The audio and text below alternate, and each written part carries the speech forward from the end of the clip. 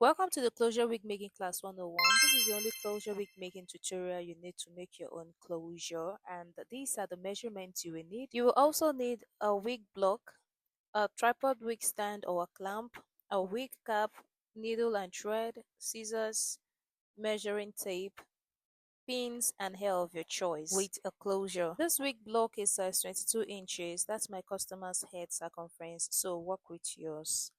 Place your measuring tape at the bottom of your wig block and measure 8 or 9 inches all the way to the top. That place is supposed to be your hairline where your wig cap will sit. Go ahead and mark that with a pin. You can as well eyeball it too. Measurement can change with different types of wig blocks. From your marked point, you are going to transfer your front to back measurement onto the wig block. Go ahead and mark your measurement down with a pin. Put your wig cap on your wig block and pull it down all the way to the places that you have measured and transferred. Please do ensure you take accurate measurements and you also transfer it accurately. Transfer your nape measurement, always using the center of the wig block as a guide to place your measurements. When you transfer the nape measurement, make sure it's sitting on the same line where the front to back measurement stops.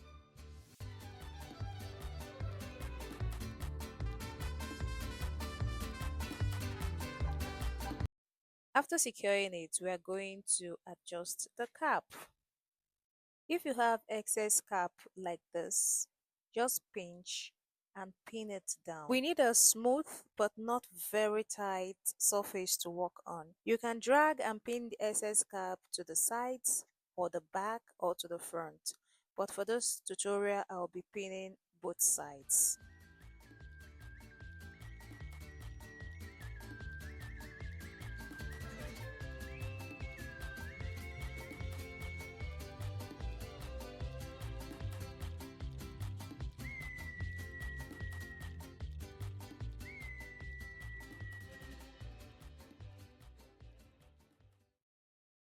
After securing the excess cap, go ahead and start sewing.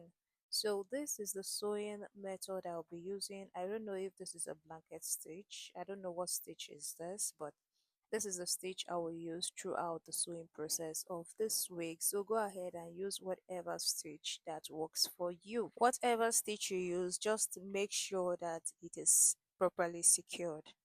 Once you're done sewing, cut the thread and knot several times, maybe 2 or 3 times, then cut the remaining thread.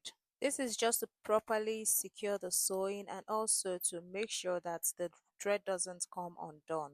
So after securing it, go ahead and repeat the same process on the other side of the wig cap.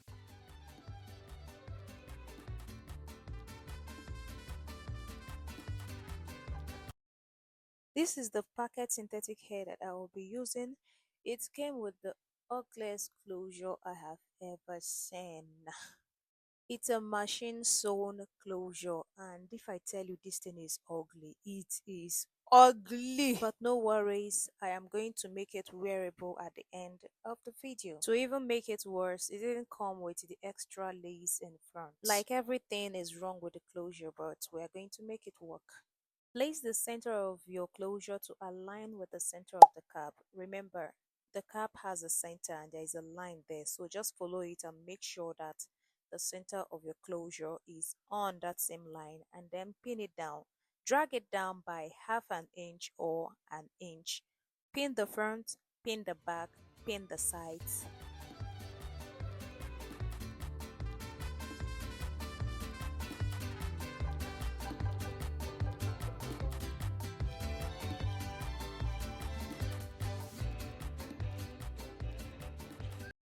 So it came with extra lace at the sides, so I don't need that. I'm going to cut that off. Get the hair out of your way and properly sew the lace.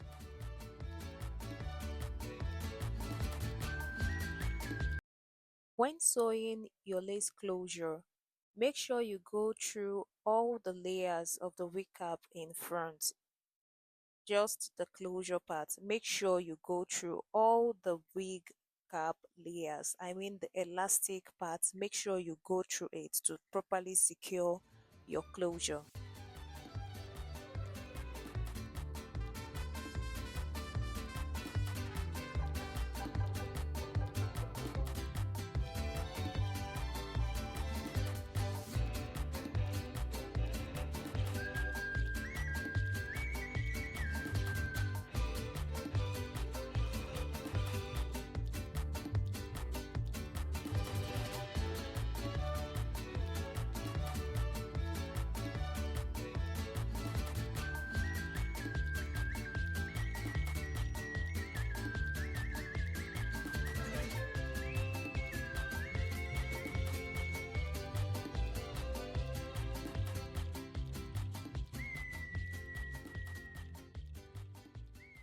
After sewing the closure, it's time to outline your cap so that it will be easier for you to sew and there will be balance overall.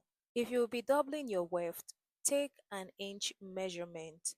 But if you'll be using just one weft, you can make it half an inch. So I'll be taking 1 inch all the way to the top and then I'll make the top half an inch.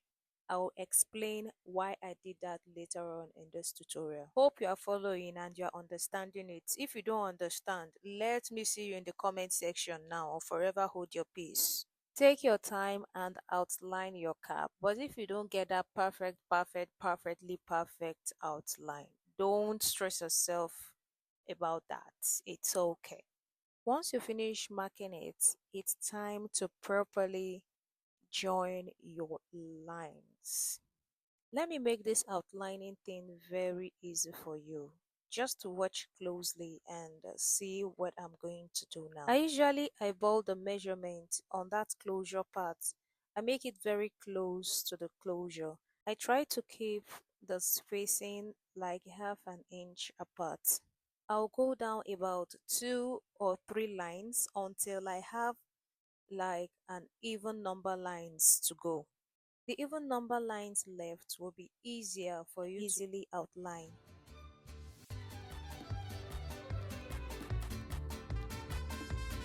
So I have 1, 2, 3, 4, 5, 6, 7, 8 lines. I will make sure that this side is equally divided into 8 places. I usually eyeball that, but for the sake of this tutorial, we are going to use a measuring tape.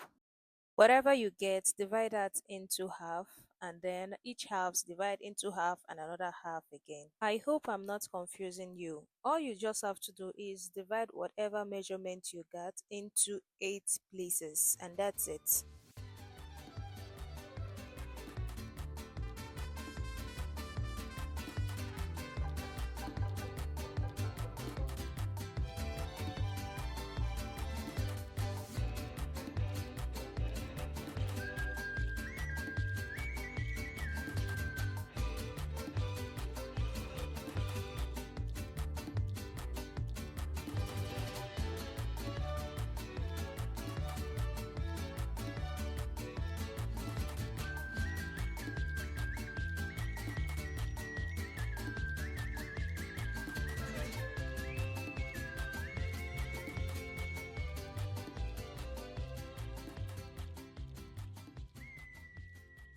It's just as simple as that. You can always get the perfect outline every time you use this method. Go ahead and repeat the same thing on the other side too. At the end of the outline for a 2x4 closure, you should get about 12 to 13 outlines. The number of lines you will get will depend on the size of the closure you use and also the spacing. I usually like to count so that I'll be able to know the number of needles to thread. This process also helps cut down my wigging time. I like everything easy. So I'll be using a pin to hold down each weft onto the line that I will be sewing. And I'll be using the turning over method, which means I won't be cutting the weft at each after sewing each line. I will turn it over and continue on the second line. This method helps with shading, so you will lose less hair than if you cut the weft when brushing or styling.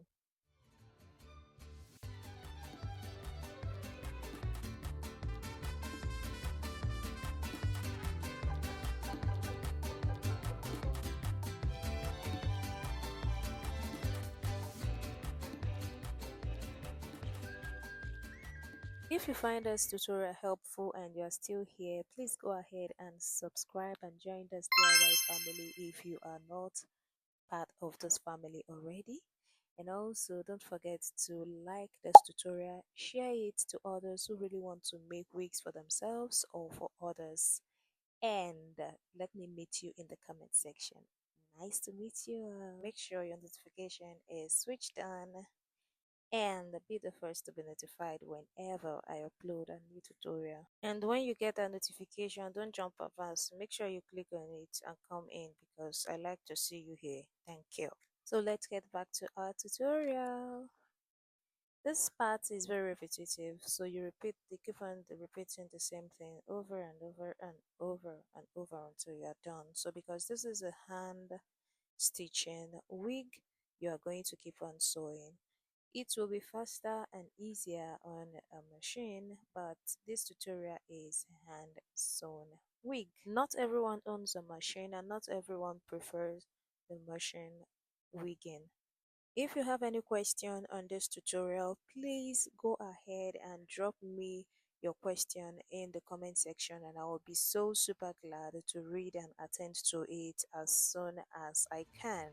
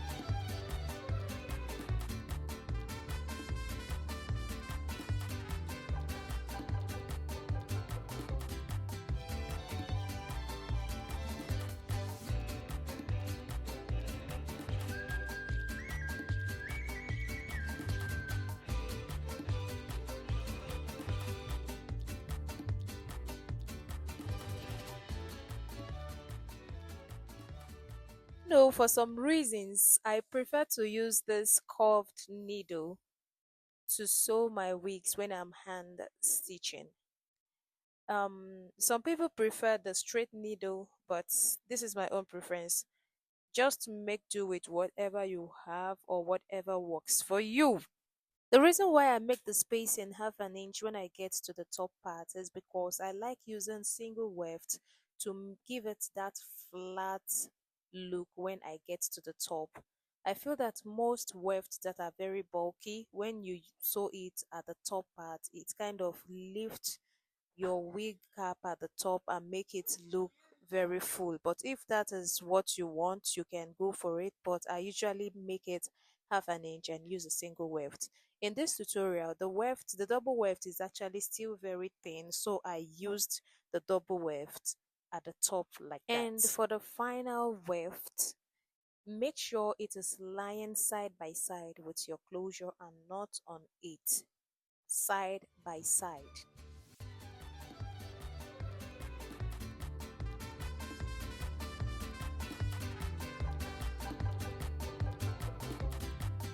After sewing the wig, it's time to take care of the closure part. So I went ahead and removed the weft at the center.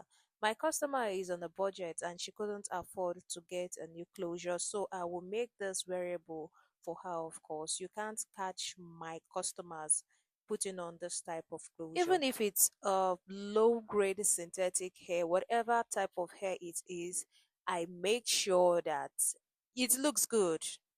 Period. In case you don't know, I am into hair ventilation, wig making. I make braid wig, beautiful, lightweight, and long lasting braid wigs. They are very affordable too. I can't wait to make one for you. So I went ahead and ventilate that spot at the center. As this tutorial is not about hair ventilation, I won't be focusing on hair ventilation. And this is how the wig is looking so far. You can go ahead and style your wig to whatever style you want, and there we have it. After this tutorial, you should be able to create your own glueless wig. Find this tutorial helpful. Then you should also check this tutorial out. See you.